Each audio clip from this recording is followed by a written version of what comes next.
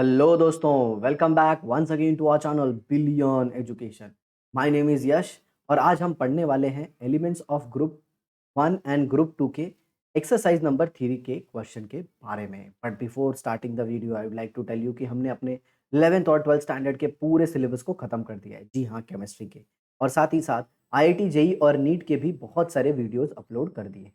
तो दोस्तों, आप अपने पूरा केमिस्ट्री का प्रिपरेशन हमारे इस चैनल बिलियन एजुकेशन से कर सकते हैं। और मैं आपको ये भी बताना चाहूँगा कि we are the only channel in Maharashtra जो कि साइंस के साथ-साथ आर्ट्स के भी बहुत सारे सब्जेक्ट्स को इनिशिएटिव लिया है कंप्लीट करने का। ठीक है दोस्तों? तो आई होप आप हमारा सपोर्ट ज़रूर करेंगे और अपने दोस्तों के बीच इसे शेयर करेंगे। तो चलिए शुरू करते हैं। सबसे पहला question, describe the diagonal relationship between lithium and magnesium with the help of two illustrative property. देखिए, अब डायगोनल रिलेशनशिप मतलब क्या? जो लिथियम की प्रॉपर्टी है वो ऑलमोस्ट मैग्नीशियम की भी प्रॉपर्टी होती है। मतलब जैसा लिथियम रिएक्ट करता है, मैग्नीशियम भी ऑलमोस्ट वैसा ही रिएक्ट करता है। मतलब अगर लिथियम ऑक्सीजन के साथ रिएक्ट करता है, जरा देखिए, lithium plus oxygen it forms lithium oxide. ठीक उसी तरह मैग्नीशियम भी ऑक्सीजन के साथ रिएक्शन करता है और बना देता है मैग्नीशियम ऑक्साइड। फिर लिथियम नाइट्रोजन के साथ रिएक्ट करके बना देता है लिथियम नाइट्राइड। और साथ ही साथ मैग्नीशियम भी नाइट्रोजन के साथ रिएक्ट करके क्या बना देता है? Magnesium nitride. नो डाउट ये रिएक्शन हाई टेम्परेचर पे होगा। साथियों, जैसा लिथियम बिहेव कर रहा है सेम वैसा ही मैग्नीशियम भी बिहेव कर रहा है। इसीलिए दोनों को बोला जाता है कि उन दोनों के बीच में डायगोनल रिलेशनशिप है। डायगोनल क्यों? लिथियम से जस्ट डायगोनली मैग्नीशियम का पोजीशन है पीरियोडिक टेबल में।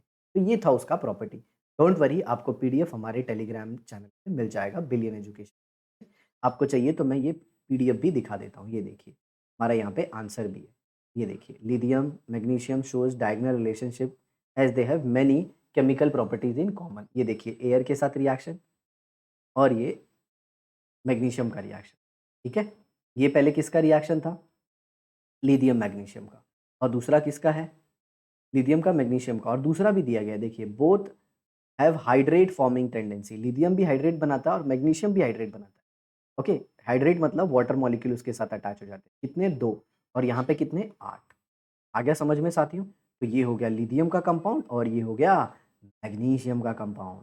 ठीक है, चलिए आगे देखते हैं। Next question,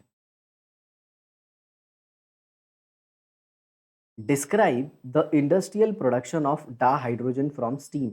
Also write the chemical reaction involved in it. देखिए, इंडस्ट्रियल प्रोडक्शन के लिए हम करते क्या हैं? हम मीथेन लेते हैं और उसको रिएक्ट कर देते हैं स्टीम के साथ। या फिर सिंपल, आप मीथेन की जगह पे क्या ले सकते हैं? कोक ले सकते हैं। Coke, carbon carbon. तो ये कोक है, इसको आप स्टीम के साथ रिएक्ट कर दीजिए। स्टीम मतलब water vapour plus heat energy. Okay, steam मतलब वाटर वेपर और उसके साथ हीट एनर्जी। तो ये दे देता है कार्बन मोनोऑक्साइड प्लस H2, जिसे हम कहते हैं वाटर गैस। क्या कहते हैं? Water gas. और आप इस वाटर गैस को वापस स्टीम के साथ रिएक्शन, तो आपको क्या मिल जाएगा? Carbon dioxide plus 2H2। ये स्टीम क्या है? H2O है। तो अब जरा देखिए, पहले रिएक्शन में 1 मोल ऑक्सीजन और 1 मोल हाइड्रोजन बना था, लेकिन अब यहाँ पे 2 मोल हाइड्रोजन बना है। मतलब जब आपने दूसरी बार वाटर गैस या फिर इसे सिंथेसिस गैस भी कहते हैं, इसका शॉर्ट फॉर्म है सिन गैस। ठीक है, वाटर गैस को जब वापस आपने स्टीम के साथ रिएक्शन किया तो आपको क्या मिला? Carbon dioxide plus hydrogen. लेकिन जरा देखिए, हाइड्रोजन का अमाउंट बढ़ गया है। पहले साथियों ये 1 मोल था, अब कितना है? 2 मोल। मतलब जो हाइड्रोजन गैस है उसका प्रपोर्शन बढ़ गया, तो इसे हम कहते हैं वाटर गैस शिफ्ट रिएक्शन। क्या कहते हैं? Water gas shift reaction. इससे होता क्या है? हाइड्रोजन का अमाउंट बढ़ जाता है। आ गया समझ में? तो ये था। बट मैं आपको बताऊं, इंटरनेशनल लेवल पे हाइड्रोजन को बनाने के लिए आयरन को रिएक्ट किया जाता है स्टीम के साथ। ओके, सो इंटरनेशनल लेवल पे तो हम आयरन स्टीम से रिएक्ट कराएंगे, बट हमारे स्टेट बोर्ड लेवल का है तो आप यही आंसर लिख सकते हैं। ठीक है, वैसे पीडीएफ में मैंने ये वाला आंसर दिया है, बट आपको ये वाला लिखना है। समझ में आ गया? चलिए नेक्स्ट देखते हैं। A water sample which did not give lather with soap. इसका मतलब क्या है? एक वाटर लिया आपने, उसको सोप के साथ रिएक्शन करते हो ना, तो आप देखते हो छाग बनता ही नहीं है। छाग बन क्यों नहीं रहा है? क्योंकि उस पानी के अंदर कैल्शियम और मैग्नीशियम बाइकार्बोनेट है। कैल्शियम और मैग्नीशियम क्या है? बाइकार्बोनेट। और वो कैल्शियम मैग्नीशियम बाइकार्बोनेट जो है, वो सोप के साथ खुद रिएक्ट हो जा रहा है और स्कम बना देता है। मतलब अगर कोई पानी जिसके अंदर कैल्शियम या मैग्नीशियम बाइकार्बोनेट है, तो वो सोप के साथ खुद रिएक्ट हो जाएगा। सोप को पानी के साथ रिएक्ट करके लेदर बनाने नहीं देगा, झाग बनाने नहीं देगा। तो हमें क्या करना है? हमें एक ऐसा पानी लेना है जिसके अंदर सोडियम कार्बोनेट हो, या फिर पानी के अंदर सोडियम कार्बोनेट डाल देना है। तो वो क्या करेगा? वो कैल्शियम बाइकार्बोनेट और मैग्नीशियम बाइकार्बोनेट को कार्बोनेट में कन्वर्ट कर देगा और अपना पानी हार्ड से क्या हो जाएगा? सॉफ्ट हो जाएगा। मतलब उसमें सोप बनने लगेगा। ठीक है? अब ज़रा देखिए यहाँ पे बताया गया है, केमिकल रिएक्शन की मदद से अपने को बताना है। तो सिंपल रिएक्शन है, ये CaH CO3 है, इसको रिएक्ट कर दीजिए सोडियम कार्बोनेट से। तो ये दे देगा CaCO3 और साथ ही साथ क्या दे देगा? 2NaH। आ रहा है आपको समझ में?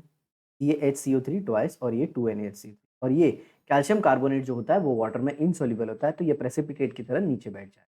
समझ में आया? सेम रिएक्शन मैग्नीशियम के साथ भी होता है। मैग्नीशियम कार्बोनेट और इसे रिएक्ट करेंगे आप सोडियम कार्बोनेट से, तो आपको मिल जाएगा, सॉरी ये मैग्नीशियम बाइकार्बोनेट था, तो आपको मिल जाएगा मैग्नीशियम कार्बोनेट +2 सोडियम बाइकार्बोनेट। आ गया समझ में साथियों? जी हाँ। तो ये भी प्रेसिपिटेट के फॉर्म में नीचे बैठ जाएगा।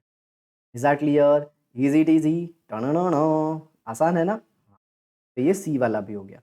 बाकी आप चिंता मत कीजिए, ये देखिए पीडीएफ में भी सब कुछ दिया गया है, जैसे का तैसा। ये देखिए स्टीम के साथ रिएक्शन और ये कैल्शियम बाइकार्बोनेट, यहाँ पे 2 आएगा और यहाँ पे Na2CO3, ये CaCO3 और ये 2NaHC। ये एक्सप्लेनेशन भी दिया गया है ताकि बहुत सारे बच्चे जिनको एक्सप्लेनेशन नहीं मिलता वो यहाँ से कॉपी करके लिख सकते हैं। अब आगे का क्वेश्चन देखिए।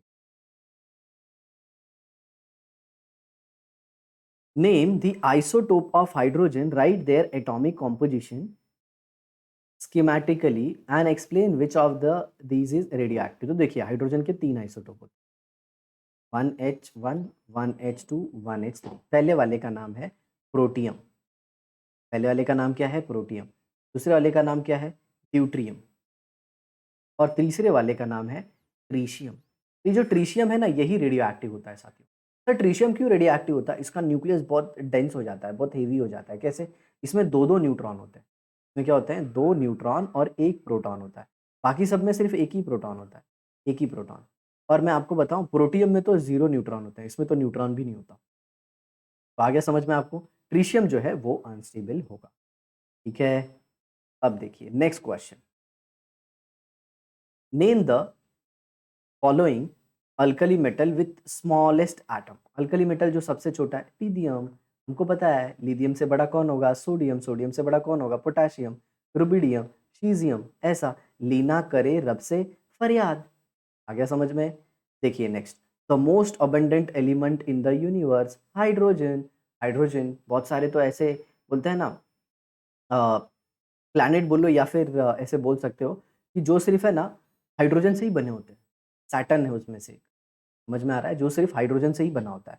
कंफर्म कर लीजिएगा दोस्तों, केमिस्ट्री के स्टूडेंट है, इतना ज्योग्राफी का ज्ञान नहीं है। Radio active alkali metal.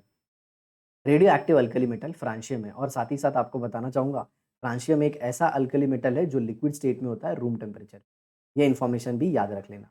Ion having high concentration in the cell sap. Cell sap मतलब साइटोप्लाज्म में कौन ज़्यादा होता है? तो साइटोप्लाज्म में होता है पोटेशियम प्लस। चलिए मैं आपको बता देता हूँ। मान लीजिए ये सेल है, ये सेल है और ये उसका न्यूक्लियस है, न्यूक्लियस। और आपको तो पता ही होगा बाजी में सब कुछ साइटोप्लाज्म होगा, एंडोप्लाज्मिक रेटिकुलम होगा, गोल्गी बॉडी होगा, क्रोमैटिन नेटवर्क होगा, बहुत सारी चीज़ें होंगी इसके अंदर। लेकिन मैं आपको बताऊं, इसके अंदर जो होता है वो होता है पोटेशियम प्लस आयन। और जो सरफेस है, सरफेस पे होता है Na प्लस आयन। तो सरफेस पे S stands for sodium, S stands for surface.